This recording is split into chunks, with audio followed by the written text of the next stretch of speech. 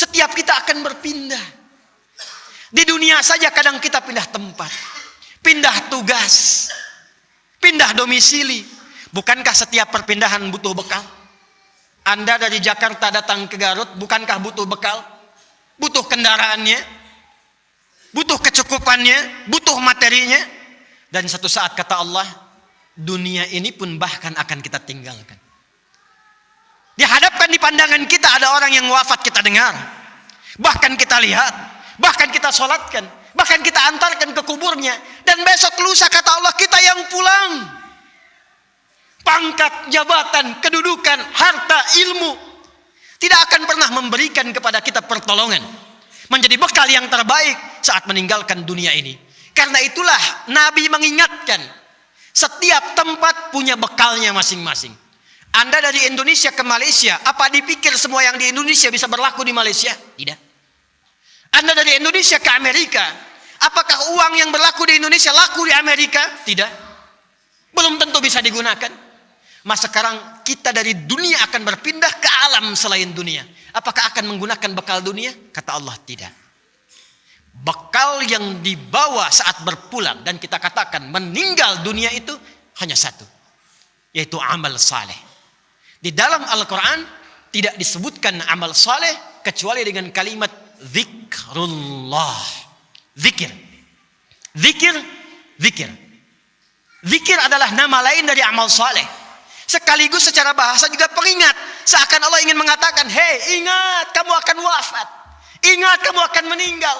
Sekarang pangkatnya tinggi, hartanya banyak, ilmunya luas. Saat pulang ingat, saat meninggal dibawa tidak itu. Pakaian cuma 2 helai kain kafan, tidak ada kantongnya. Dibawa ke alam kubur dunia tidak ada yang ikut. Zikir, ingat. Eling, ingat kata Allah. Yang hanya bisa dibawa amal saleh. Karena itulah ketika Allah meminta kita menunaikan amal saleh, semua amalnya disebut dengan zikir. Bukankah kita diperintahkan menunaikan salat? Salat dalam Al-Quran disebut dengan zikir. Quran surah ke-20 Taha di ayat ke-14. Innani anallahu la ilaha illa ana fa'budni wa aqimis salata li dzikri. Baca Quran, Quran disebut dengan zikir. Quran surah Al-Hijr di ayat yang ke-9. Inna nahnu nazzalna dzikra wa inna lahu lahafizun. Menghafal Quran disebut dengan zikir.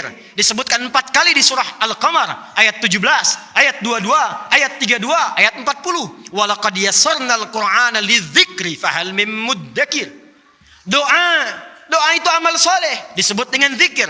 Quran surah ke-7 Al-A'raf ayat 205. Udzkur rabbaka fi nafsika tadarruan wa khifatan wa dunal jahri minal qaul. Anda setelah salat mengucapkan subhanallah, alhamdulillah, Allahu akbar, itu zikir. Quran surah ke-4 An-Nisa ayat 103. Fa idza qadaytumus salata fadhkurullah. Maka kata Allah, ingat, kalau sudah sampai akhir pekan itu, yang dihitung jangan cuma dunianya. Berapa ya harta yang dikumpulkan selama kerja ini? Di pasar berapa keuntungan yang diraih? Di kantor berapa omset yang didapatkan? Berapa pangkat yang sudah diletakkan di pundak itu? Berapa ilmu yang sudah diraih? Kata Allah, ingat saat meninggal apa bekal zikir yang telah kamu siapkan. Bahkan jangan-jangan sampai sekarang pun puluhan tahun kita hidup, untuk sholat pun belum mampu mengenal, mengetahui, memahami apa yang kita baca dalam sholat kita.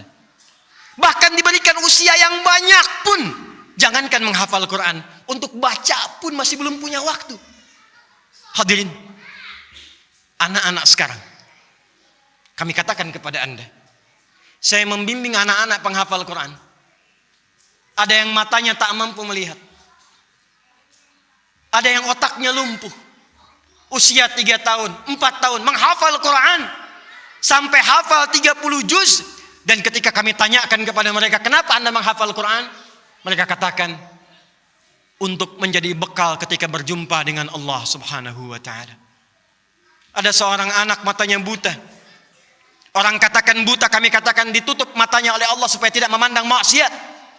Dia menghafal Quran, bapaknya menggendong, menaikkan ke motor, diantarkan ke penghafal Quran. Sampai selesai hafalan Qurannya, ketika dia pulang ditanya, kalau kami ingin berikan hadiah, apa yang kau harapkan? Kata beliau, saya hanya ingin doa saja.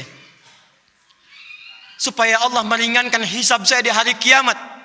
Saya ingin katakan, ya Allah, saya mengakui saya banyak berbuat dosa. Maka mohon dengan Quran yang telah hamba hafalkan ini, kurangi hukuman kami ya Allah. Ringankan hisab kami ya Allah.